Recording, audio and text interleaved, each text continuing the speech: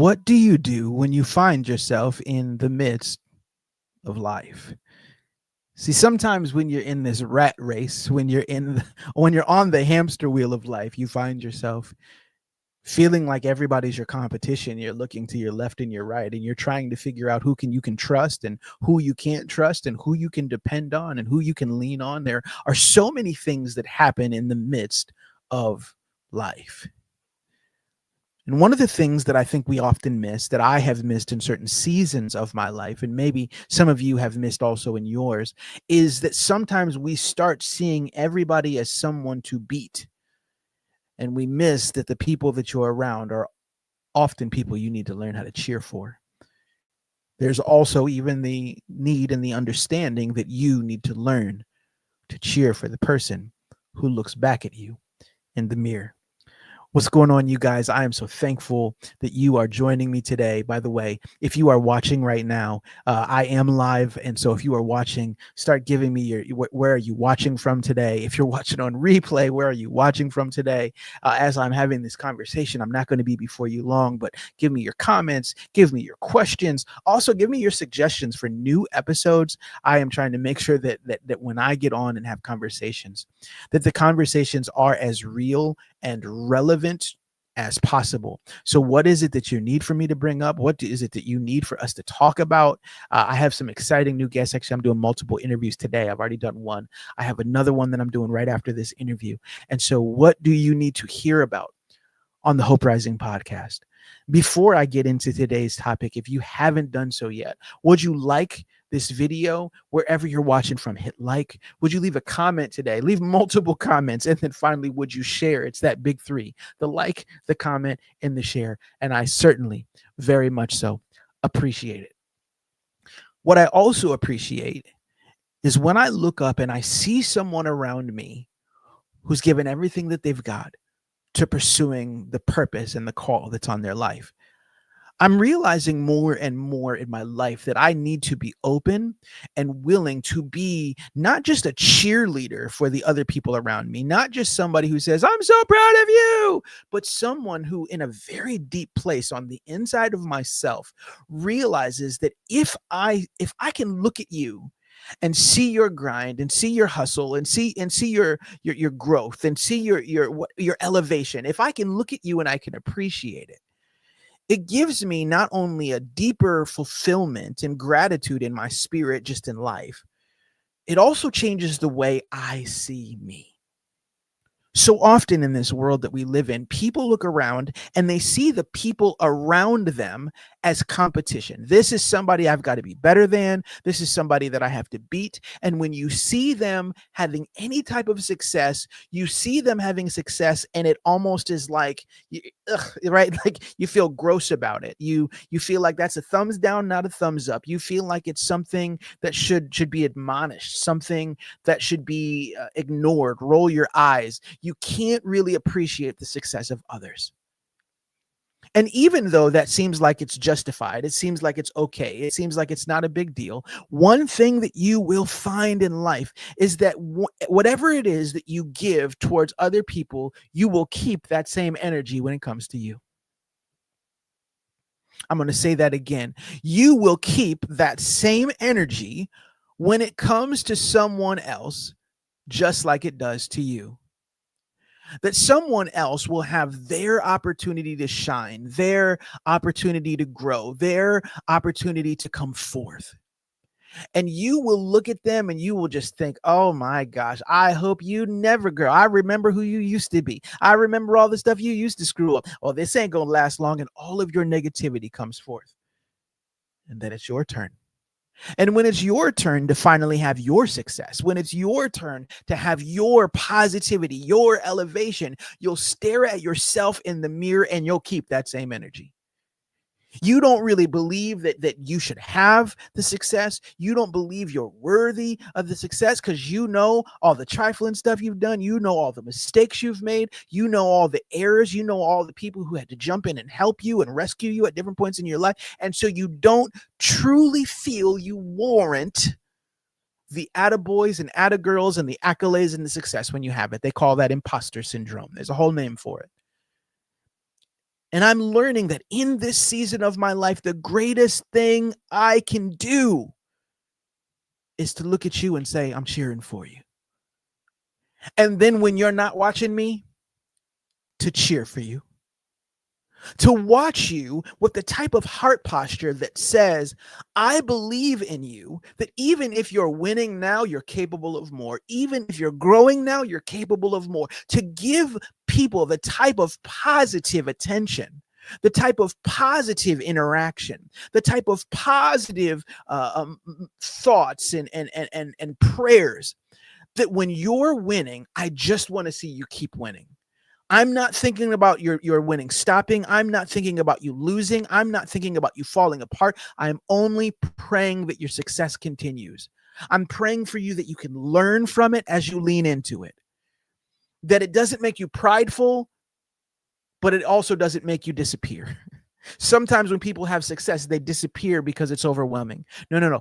I need for your voice to keep going. Even if we're in the same space, even if we do the same thing, we're both bidding on the same speaking opportunity. We're both trying to bring in the same coaching client. We even if we have the same opportunities, you are not truly my competition. I'm cheering for you. I understand that in some ways that is what you would call counter-cultural. There you go. That right there. That right there. Steve O. Cole. Proud of you, my brother. Man, let me talk about Steve O. Cole for a minute. You want to talk about somebody I'm proud of? Somebody I'm proud of that I'm cheering for is Steve O. Cole. And Steve O, he always says, hey man, just keep walking on the water. Every time I see Steve O, every time I talk to Steve O, at the end of the conversation or the beginning of the conversation, he said, you know how it is for us water walkers. Just keep walking on that water. Steve O, I had this conversation recently with somebody, and maybe you need to hear this because this is what I see in you when I see you.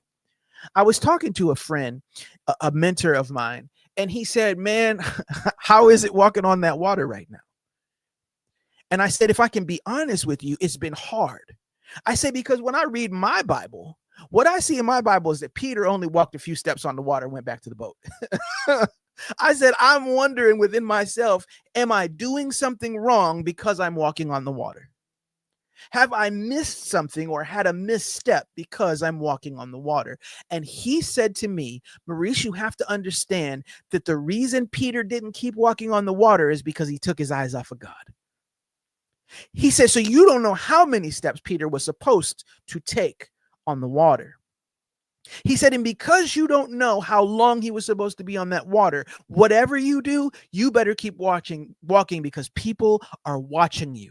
If you know they're watching you or not, I'm here to tell you, people are watching you. So you better keep your eyes on God and you better keep going. See, there's this understanding that we have to have as individuals that part of the reason that I need to be willing to cheer for you and why I need to make sure that is because you might be walking on the water and I don't know it. You might be walking on faith and I could be taking your success for granted. I could be seeing the way you're moving, the way you're walking, the way you're talking and think it's easy for you and not understand the difficulty of the moment you're in. And if I give you all that negativity, if I give you all that angst and all that ickiness that sometimes we bring to one another, I become the one stirring the water on the storm that makes you scared about the storm and sink. My negativity can be what makes you sink, can be what makes someone else sink. So the greatest thing that I can do when I see somebody walking on the water is say, keep going on that water. Keep walking on that water. Keep moving on that water. Why do I need to say that? Because I need to say it to you so somebody else says it to me because they don't know the need that I have. When I'm saying I believe in you, I'm secretly also saying to the man in the mirror, I believe in me. And this isn't just, by the way, just like the worldly version of I believe in me, where we say everybody needs to be believed in because you just do what you want and do it how you want to do it. No, there's actually sometimes where like you doing the wrong thing and you're not supposed to be doing what you're doing. And you know you're in a trifling season of your life. And like, I'm going to not be rooting for you as much as praying for you in that season, right? Like there's some seasons you got to pray people through. It's a moment you got to pray people past. That is a real thing. But what of the people that they're doing the right thing and they're trusting God and it's not easy and maybe you don't fully understand it. You don't have to understand it to cheer for them and say, keep going. That when a person is truly walking with God, that's between them and God. I don't have to understand it to keep praying for you. I don't have to understand it to keep cheering for you. I don't have to understand it to keep smiling about you when I see you. That's the kind of energy we need to learn how to bring into this world. Steve-O says the secret to walking on the water is knowing where the rocks are and keep walking, water walkers. See, Steve-O says that the secret is to understand where the rocks are. That is what it's really all about. It's the understanding that there are principles. There are principles that God places before us. That if we keep our eyes on the principles of God, if we remember the promises of God, then there are firm foundations that we can take steps on in the midst of the walk on the water. I don't know who needed to hear that, but it was somebody. It's the understanding there's always going to be rocks that the world can't see that will be the pillars of foundation under your feet. God has promised never to leave you or forsake you. So if he calls you forth, he's underneath you. He's in front of you. He's behind you. There's nowhere you can look where there is not God, but you may not see the signs unless you look for them. Seek and ye shall find. And the reality is that far too often in life, as individuals, as men and women, we're looking around at other people doing well, and we're looking for ways to tear them down instead of encouraging them to keep walking. I say all that today to say, I don't care who it is watching today, my brother or my sister, I'm cheering for you. Some of you, we may not have talked in a while. I may not really truly understand what you're grappling with, what you're going through. We may not see eye to eye on everything in life. We might just be strangers. You might have stumbled on this video today. I don't know nothing about you. You don't know nothing about me. I just want you to know I'm cheering for you. I'm cheering for you. I'm not in a place in my life where I'm worried about you competing with me. You can't compete with me. Because whatever God has placed on the inside of you is yours. I can't have it. Whatever gifts he's given you, they're yours. I can't compete with them. Whatever success is the pathway that God has ordained for your life. My feet are not supposed to be where your steps are trotting. So those are your steps to walk. The steps of the righteous are ordered by the Lord. So even if we have to navigate a space, if I'm truly walking with God, he's going to order our steps so we ain't colliding. And because of that truth, I don't need to compete with you. I just need to cheer you on. Hey, brother, I see you right there beside me. My sister, I see we're navigating the same space. My brother, I see you're on the move. You moving different than me. I don't quite understand what you're doing, but I'm cheering for you. Because when we have the spirit of being thankful and grateful for now, I don't even want to call it a grind anymore. I heard a guy the other day, he said, I don't like to talk about a grind because when things grind together, they lose quality. So I really don't want to talk about your grind or your hustle. But when I see your steady walk of faith, sometimes it may make me realize, well, I wish I had some of that. And it might make me envy your path, but envy is not something that is holy. If I've got envy in my heart, it's misplaced feelings. Your envy is your misplaced trust in God.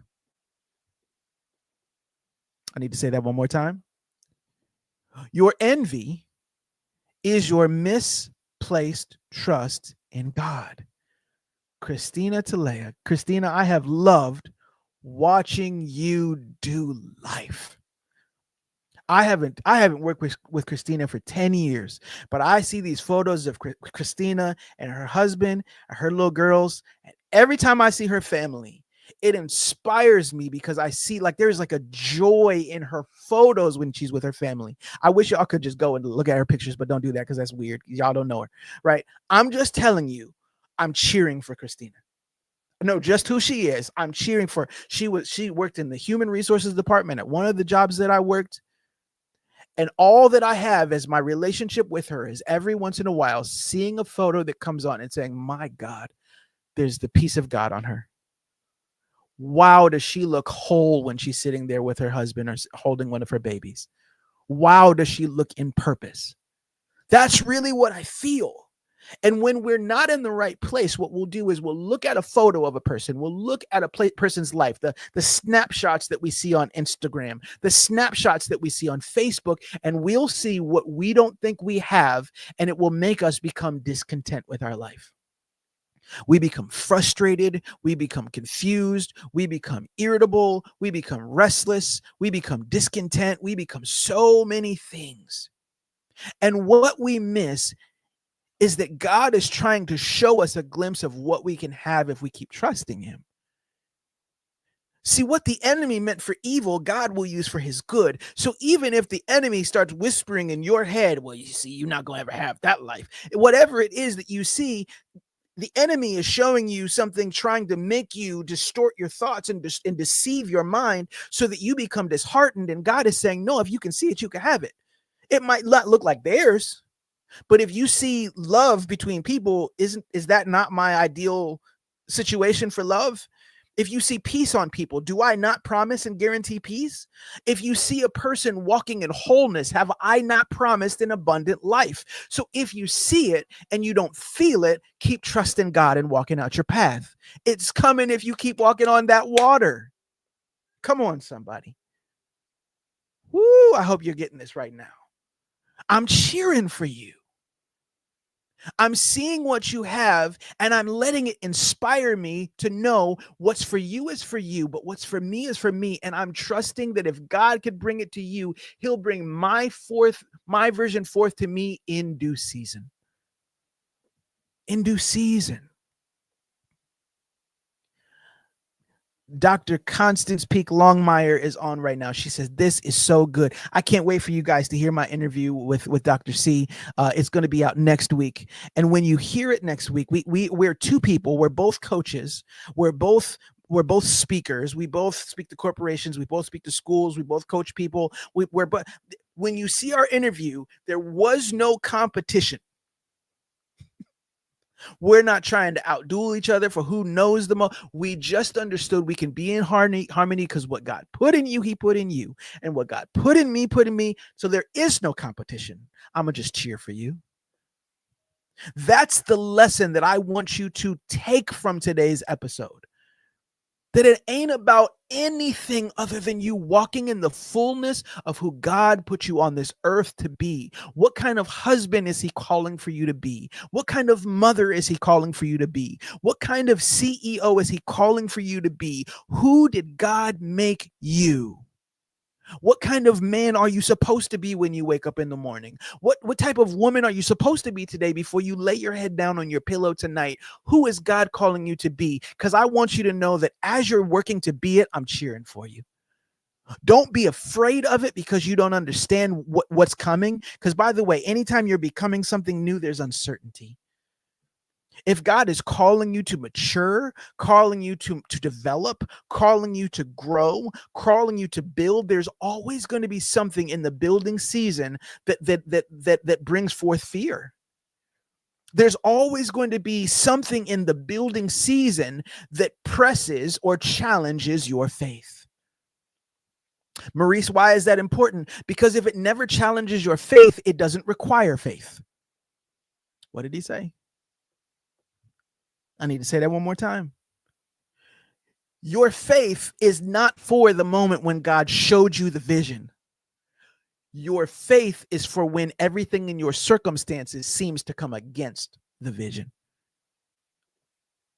That was worth the price of admission. But if you haven't hit like on this video yet, if you haven't shared this video with yet, I need you to pay your toll right now. I need you to pay your ticket now. Leave a comment, hit a like button, share it with somebody who needs it. You need to pay your bills right now. Pay your bills. That was worth the price of admission. You don't need faith for when God says this is where you can go. You don't need faith for when God says this is the type of marriage you can have. You don't need faith for when God says this is the type of parent you could be. You don't need faith for when God says this is the type of company you can build. You need faith for when everything in your circumstances seems to come against it. Those moments when it doesn't look like it's ever going to come to pass, that's when I need faith. I need faith for when all of the doubts and all of the worries and all of the fears are creeping up and intensifying on the inside of me. That's when I need faith.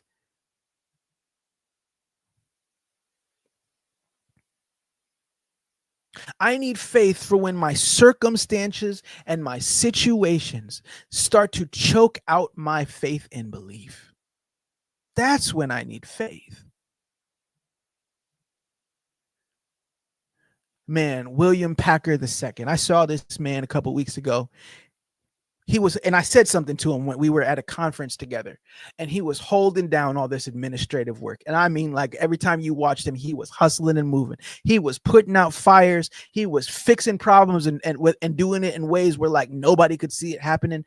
And I pulled him aside and I said to him, I said, man, you do something that I don't envy. Because I know that I don't have that gift. Like whatever it is that I saw you doing, the way you were moving in stealth mode and you were putting out every fire and you were handling all your business. I said, man, you bring greatness to the table and I appreciate it. I'm cheering for you. I'm not just going to be mad that you can do stuff I can't do. I'm cheering for you and thankful that you are in position. What would life look like if we spent more time being thankful for the people that God has placed in position in your life, around your life, or in front of your life? Because some people are there to hold you up. Some people that are there to push you forward. And some people are there just to be models of what is possible outside of your circle. Everybody ain't going to be your friend. Everybody's not going to be your partner in crime or partner in rhymes or partner in love or partner in happiness. Some people are just modeled of what God can do. Some people are just testimonies. Some people are just stories to build and grow your faith. And so the greatest thing we can do is just cheer people on when they're doing what they're doing. Natasha Colazzo said, preach. That's my sister, y'all. Like my actual sister. Like, you know, like in the world, what people do is they call everybody their sister and they call everybody their brother. And then especially in the church, like everybody in the church is brother so-and-so and sisters. That's my actual sister. My actual sister. I'm going to tell the truth. Me and my sister don't talk all the time. But I'm cheering for you. Me and my sister did not grow up in the same house. We did not grow up together. My sister had kids before me. My sister was raising a family before me. She showed me what was possible in some ways, whether she knew it or not. I'm cheering for you. I'm learning from you. That sometimes people in your life are not going to necessarily look the way other people look, like that mother and that father, that sister and that brother, though that husband and that wife. Like sometimes our situations don't look like the stereotype, don't look like the classic model, but I'm cheering for you regardless. I wonder if you can just begin to have the spirit on the inside of yourself of cheering people on. When she says preach, she means it. How do I know? Because she's watching my video. Something inside of her said, today my brother is online. My big brother is there. I'm going to watch him. And then I'm going to put something in the comments because I'm cheering for him. Can we have that energy in life? That energy is more important than you understand, y'all. I'm cheering for you. Would you cheer for me? I'm praying for you. Would you pray for me? You guys see, I'm really on live right now. I'm not going to be on long. I got to actually have another interview that I'm starting in about 20 minutes. So I'm not going to be here long today, but I wanted to release an episode of my podcast today. And I just thought that this is what is in my spirit today. I was talking to Dr. C and we were having this great conversation. And I just thought to myself, man, I am just cheering for her. And I just want you to cheer for me. I'm so sick of seeing people hating on one another. I'm so sick of people being frustrated and nasty with one another because you don't understand the call on somebody else's life, because you don't understand their assignment, or they don't deliver things in life the way you'd prefer. Preferences are different than purpose. What did he say? What did Maurice just say there? See, Sharon saw the way William was moving last weekend. Preference is different than purpose. I got to say it again since I missed the word. Preference is different than purpose. Preference is how you like things to be, how you like things to go. It is the ideal situation in your heart and in your mind. But preference is not always the perfect will of God. Sometimes God moves in your life in ways you don't prefer, yet you need. And we got to get out of this thing where you need people to say a certain thing a certain way to you. You need people to show up a certain way in your life. You need people to their life to look this way. And if it don't look this way, you're going to talk about them like a dog. Get out of all that. Nah. My preference is different than my purpose. I absolutely have preferences, but God shows me that sometimes my preferences are the very things that are setting me up to fail. My preference will dig me into a hole that my skills, talents, gifts can't get me out of. I prefer to go over here. God's calling me over there. Get out of this whole thing where we idolize preference and understand the power of purpose.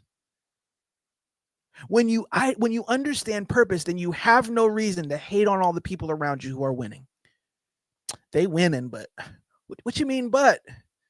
If you see them winning, cheer for them. But I know they're doing some stuff that's scandalous behind the scenes. Then pray for them. Pray and cheer. Keep going, but keep going with Jesus. Keep going, and I hope God gets a hold of you on the path. Keep going. May you meet God on your road. May you meet God on those waters. Keep going. I'm just praying for you as I cheer you on. See, do you see how we don't have to make it about if they're going in the way that you prefer, you cheer for them, but if they're not going in the way that you prefer, then you hate on them? No, I'm going to cheer for you and pray for you at the same time. They're not mutually exclusive. I stepped on some toes there, boy. Woo! I stepped on some toes. Some necessary toes. Some necessary toes. Hear me on this. I'm cheering for you. And if I see that something in your path, something in your journey is not right, it's not then reason for me to stop cheering for you. It is reason for me to change my cheer strategy. My cheer strategy becomes, I will pray for you. I will cheer for you from my knees. I will cheer for you in intercession. I will cheer for you that even the path that you're on that has some of the wrong twists and turns will have you turn yourself into God, will have you twist yourself into God's pleasing and perfect will. All things work together for the good of those who love the Lord and are called according to his purpose. So if you are chasing after the love of the wrong things, I pray that the love of the right things meets you in your journey. Come on, somebody. If you are not hearing what I'm saying and hearing God in the midst of it, then you need to soften your heart and open your ears and open your mind. There has to be something in you that says, I can keep cheering, but my cheer strategy has to change in this season. For some people, you can cheer for them beside them. You can walk beside them and you can just keep clapping in their ear. I'm cheering for you. You can hear my hand claps, and I'm just letting you know, I love you. Some people, it ain't that season. We not about to be walking side by side, but if you walk past my house in the middle of the night, you might hear me in the middle of my praise and worship to God. I'm not clapping for you. I'm clapping for you. That in the midst of my clapping and crying to God and calling out to God, that when I say your name, I do it in such a way that I say, God, don't lose favor on this person. Don't let them lose their anointing. God, would you keep them in your eyes, keep them in your sight, keep them protected? Would you keep them aligned with you? Would you show them where you want them to be, not where they have been? There's sometimes I'm clapping for you, and sometimes I'm clapping on your behalf. Sometimes I'm speaking to you, sometimes I'm speaking on your behalf, but never do I need to be speaking about you, because I'm cheering for you. Man, don't miss this blessing. This is the revelation that God has me with today. So I'm just sharing it, right? That I need to understand, like God has called you to stop shrinking back. I don't know how many of you guys saw it, but I did a video the other day, and I was talking about humility. I'll give you guys the snippet of it, right? That humility, one of the words used for humility is the word anava. I've taught this several times before. One of the times you see anava discussed is when they first talk about Moses. They say that he was the most humble man in the world. The word anava means to take up one's God-given space. Anava comes from the root word anav, which means bowed down or kneeling down with surrendered strength. Surrendered strength. Now, I want you to hear those words. So it doesn't mean I don't have any strength. I have to be humble. It means I have all of my strength, and I'm saying, God, it's yours. How are we going to use this? Humility is I bring everything to the table that God has given me, and I say, use it as you will. I become a living sacrifice for God. Surrendered strength, humility. So when people are telling you be humble, and what they're trying to tell you to do is shut up, they're not giving you the right understanding of humility. That if you're speaking from a place that is true, like God is revealing to you what you're capable of and who you are, and you're building some actual, true, real, healthy confidence, and somebody is trying to squelch your fire and turn down your confidence, and the devil is a liar. You don't have to back down. You don't have to do anything, because God needs you whole. He needs you to bring the fullest expression of who you are, give it to him, that he may direct your path, and then bring it forth. We need your voice at the table. We need your strength at the table. We need your perspective at the table. We need you to be you. And anybody who's trying to tell you to be something different doesn't have your best interest in mind. I need you to be all the way you, but you need to surrender to God. No, bring you to the table. You ain't no accident. You're not a mistake. God did not make any mistakes when he created you, but that doesn't mean that we haven't made any mistakes since we were created. Sometimes we go off course. That's why we need to take the strength, take the pursuits, take the mind, take the heart, surrender them to the one who is worth surrendering to. That's how we make Jesus Lord. That's a whole other conversation. So if I see a person who's not walking in the fullness of that expression, please know I'm cheering for you. If you're doing right or you're doing wrong, I'm cheering for you. And I'm cheering a whole bunch of different ways for a whole bunch of different people, but I'm cheering for you. And if you do that, you will find it is much easier to learn how to cheer for yourself. And when I say cheer for yourself, I'm not talking about the way the world talks about it. Scripture says David encouraged himself in the Lord. That he understood that there were some times where it's just you and God. And if you are lacking encouragement, courage inwardly, encourage. If you are lacking inward courage, sometimes you have to dip into that God place and say, God, give me the strength, give me the vision, give me the fortitude, give me the perspective, give me the perseverance, give me whatever it is, the fuel, whatever it is that I need. Give it to me somewhere deep on the inside so that when the winds begin to blow, I don't blow with them. The way you turn to other people, encourage other people, believe in other people, speak life into other people is always in the end going to be exactly what it looks like what you do to yourself. So learn how to love the people around you so that you can learn how to love yourself. Scripture says that the sign that you are truly a follower of Christ, one of the greatest signs, love. Love. That you would be loving. Love as God has defined it. Love as Scripture references it. God is love. That you would look like the one who made you. Love. Are you loving to the people you're hating on? Are you being loving to yourself? These are things that must be pondered and questioned and considered for any person in pursuit of a purpose-filled life.